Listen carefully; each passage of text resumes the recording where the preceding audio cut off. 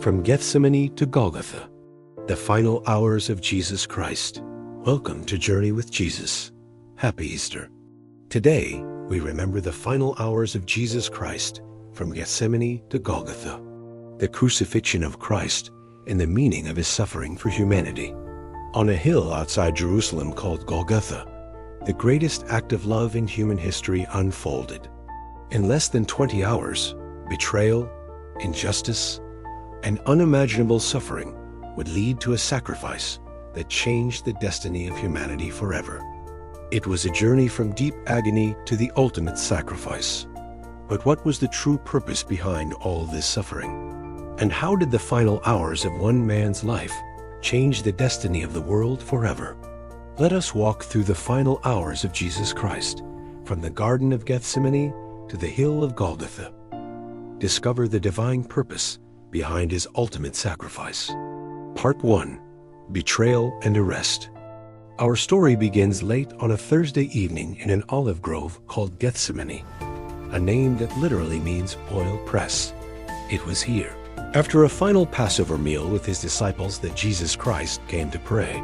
The air was heavy, not only with the scent of olive trees, but with a deep sense of sorrow.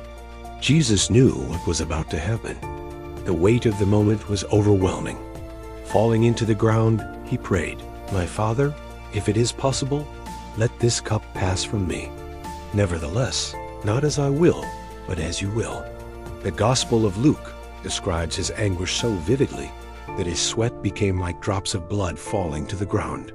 It was a powerful picture of the emotional and spiritual pressure he was carrying.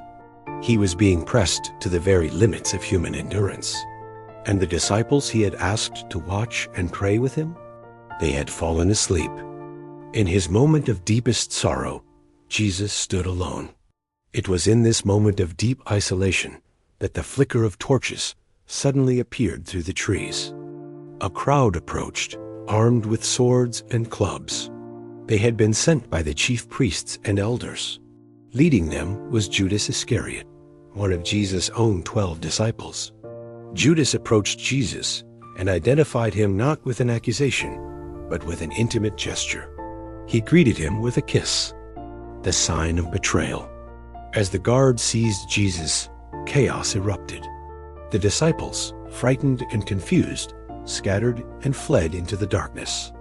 Peter briefly tried to defend Jesus by drawing a sword and cutting off the ear of the high priest's servant. But Jesus immediately rebuked Peter. Even in the moment of his arrest, Jesus calmly healed the injured man. Even while being taken captive, he showed mercy. But Peter's courage would not last. He followed the group at a distance into the courtyard of the high priest.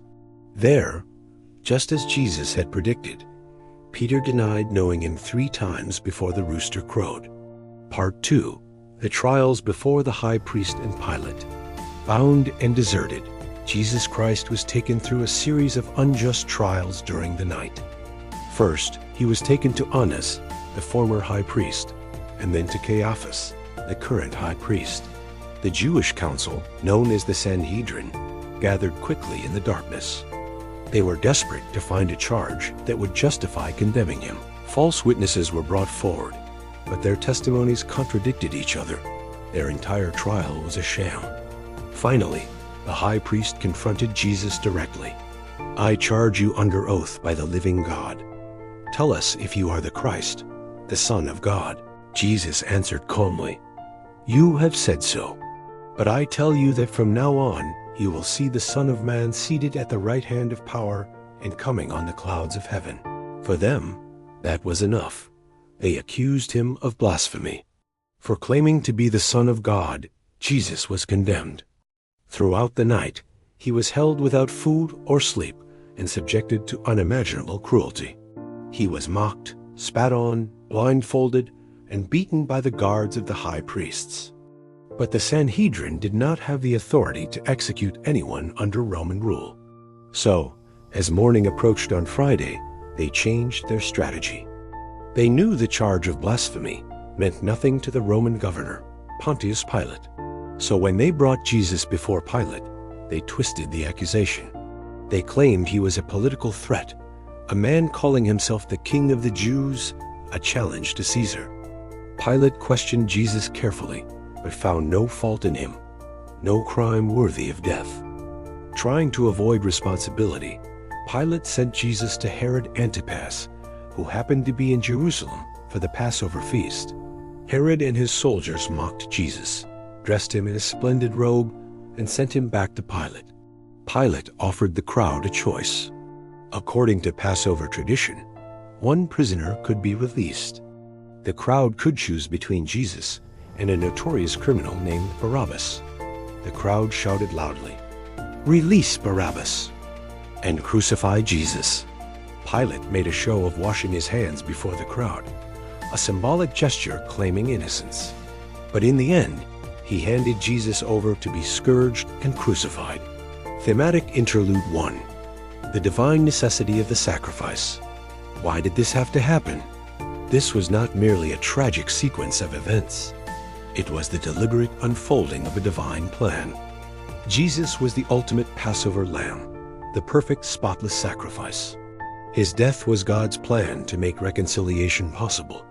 As the Bible declares in John 3, verse 16, "For God so loved the world that he gave his only Son, the innocent taking the place of the guilty."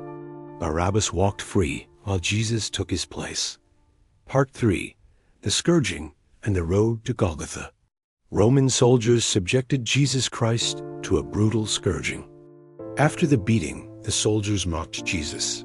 They placed a crown of thorns on his head. They knelt before him sarcastically shouting, "Hail, King of the Jews!" Then they spat on him and struck him. Weakened, Jesus was forced to carry the heavy wooden crossbeam through the streets. He eventually collapsed under its weight. The soldiers forced a man named Simon of Cyrene to carry the cross behind him. The procession moved outside the city walls to a hill called Golgotha. The name means the place of the skull. Thematic Interlude 2. Fulfillment of prophecy. Every step of this agonizing journey followed a path laid out long before. Isaiah foretold that the Messiah would be pierced for our transgressions and crushed for our iniquities. Part 4. The Crucifixion and Final Words. At about 9 in the morning, Roman soldiers nailed Jesus Christ to the cross.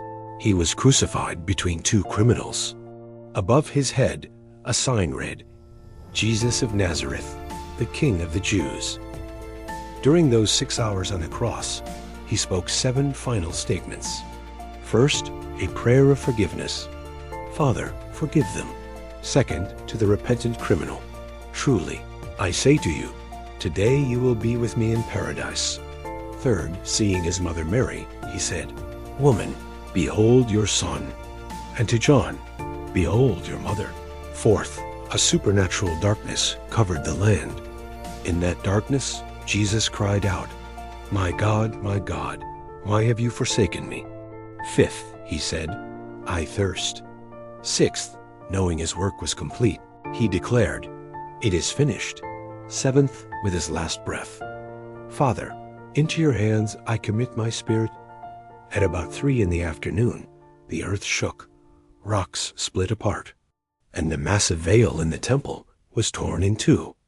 The story of the cross reminds us of the depth of God's love. It made the resurrection possible, turning tragedy into hope. If this story has touched your heart, share your thoughts below. Subscribe for more. While we were still sinners, Christ died for us. Happy Easter.